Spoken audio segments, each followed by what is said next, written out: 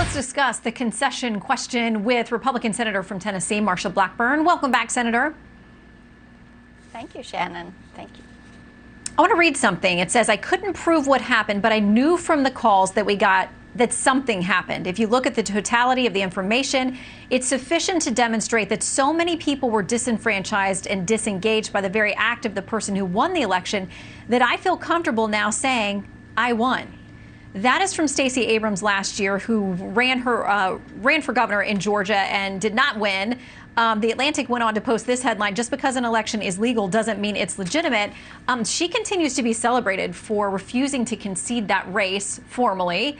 And yet, currently, President Trump's not even a week into his legal battles, and there are all kinds of calls for him to just man up and do what's, quote, right for the country and stop fighting. Well, one of the things that the media forgets is they do not select the president of the United States. The American people elect the president of the United States. And in 2000, Al Gore spent 37 days exhausting every option. And President Donald Trump should also exhaust all options that are available to him. He is doing this to make certain that the votes that are legal are counted, that illegal votes are tossed out, and that the American people can have confidence that this election was properly run, that votes were properly cast and counted. So the president should, and I will tell you, I'm very pleased that AG Barr is beginning to look at the irregularities, and anyone who was disenfranchised or anyone who knows of irregularities should go to the DonaldTrump.com website and report these so that they can be investigated. Yeah, and there are a lot of people upset tonight saying that this is the president using the DOJ again to do his bidding. But I think it's interesting if you read the letter, he makes it clear. He says, you know, I don't want you chasing after things that are specious, speculative, fanciful, or far-fetched. He says that is not to be the basis for any of your federal inquiries. And he says nothing should be taken as an indication that the department has concluded that voting irregularities have impacted the outcome of any election. He's just telling these federal prosecutors, you can look at something if it looks like there's a legitimate claim, but I don't want you going around chasing rumors and anecdotes and those kinds of things. That's right. That is why it is important for people who were disenfranchised to report it. I served on an election commission in my community before I was in elective office. And Shannon, when you do that, you want to make certain that the rolls are correct, that they are updated, that people who are allowed to vote, vote, and those who are not allowed to vote do not cast a ballot.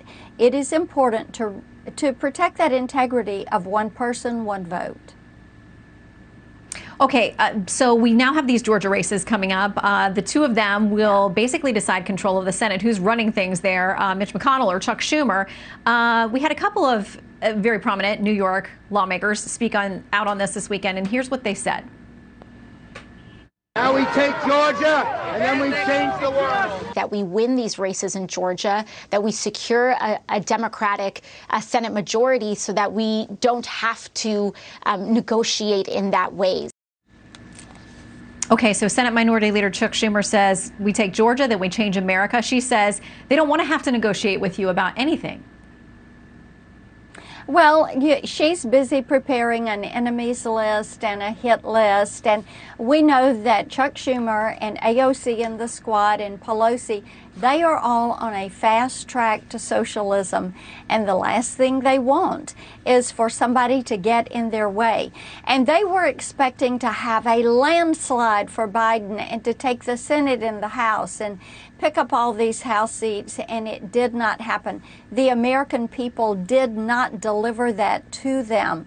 So now they're beginning to say, how do we hit our targets and how do we change the country? So, okay, all you Georgians, listen up. Chuck Schumer is telling you, if you put him in charge, he is going to change America. He is going to change it. These people are on a fast track to socialism.